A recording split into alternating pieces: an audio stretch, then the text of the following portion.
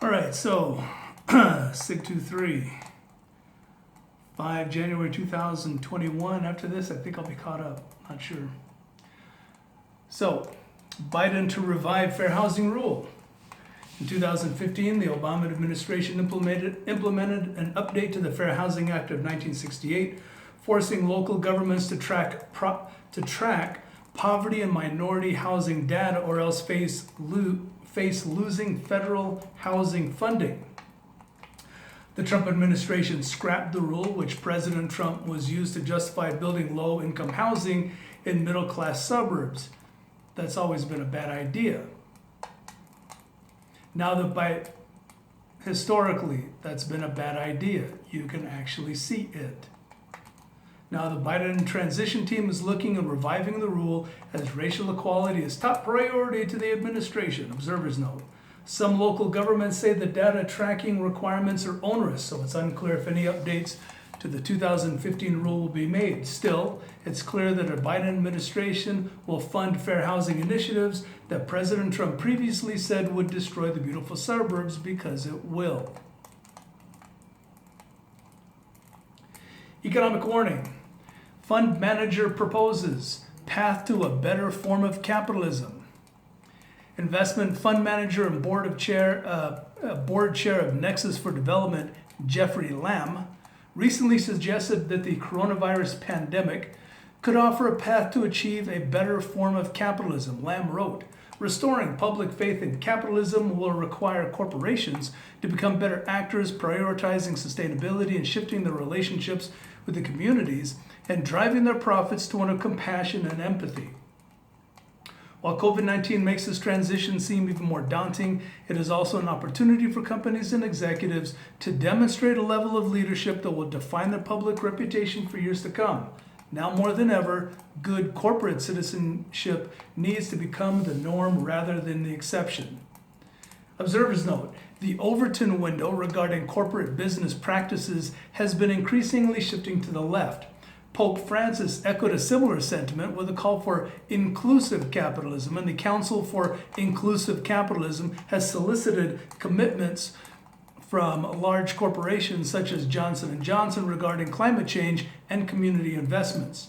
Large corporations in the U.S. could continue to embrace social capital policies under a potential Biden administration amid an increasing criticism of their significant profits during the pandemic.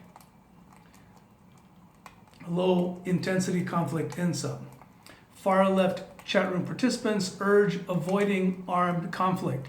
In response to an analysis of U.S. government counterinsurgency manuals, leftist activist chatroom participants discuss the potential consequences of developing an armed insurgency with a capacity for violence. One contributor concluded that developing a leftist insurgency with organized fighting units would be detrimental to the overall success of the movement, as the government is likely to win a counterinsurgency campaign against them. Another stated that other violent means should be explored in lieu of open armed conflict, including intimidation, assassinations, bombings, raids, and ambushes against the government. Typical leftist tactics. Typical. Observers note, early stage insurgencies are vulnerable to government forces due to lack of experience, territorial control, popular support, and manpower. Armed leftist groups are likely to maintain a defensive posture while they continue preparing for a future conflict. Other acts, such as sabotage and bombings, could allow them to undermine government authority and tie up resources while minimizing exposure to law enforcement. For now, any clashes involving armed leftist groups will likely be staged to provoke a government overreaction in order to build popular support, undermine government legitimacy, and further drive low-intensity conflict. Anarchists distribute files for 3D printing firearms and components. Anarchist chat room contributors who urged activists to not wait for government permission to arm themselves shared files for 3D printing firearms and components. The files included plans for AR-15 pattern rifle receivers, modular suppressors, and various components for a bevy of other popular firearms. Observers note, Manufacturing firearms and components for personal use is, for the most part, lawful and unregulated activity. For most, 3D printing has the largest cost barrier to entry, but require less in terms of skill of the manufacturer. As the Biden transition team continues to develop policies for expanding federal gun control initiatives, we expect far more far left and alt-right groups to call for the private manufacturing of firearms. Leftists call for transition from protest to revolution. In a discussion of 2021 goals, far left chatroom participants called for redefining the movement as a revolution rather than a protest. They stated that instead of holding protests that call for changes with an acceptable form of government, they should be working towards a revolution with the goal of the disappearance of the regime. They concluded that a radical transformation of government and society was needed to overcome what they perceive is an illegitimate hierarchy of power elites, observers note.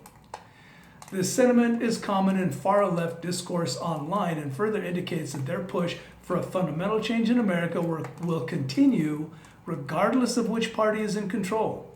Leftists simply do not recognize the legitimacy of the government as a whole and are working towards its dissolution rather than its reform. President Trump would be a more palatable target for leftist disruptions, but riots and unrest are likely to continue under a potential Biden administration. There you go. I believe I am caught up.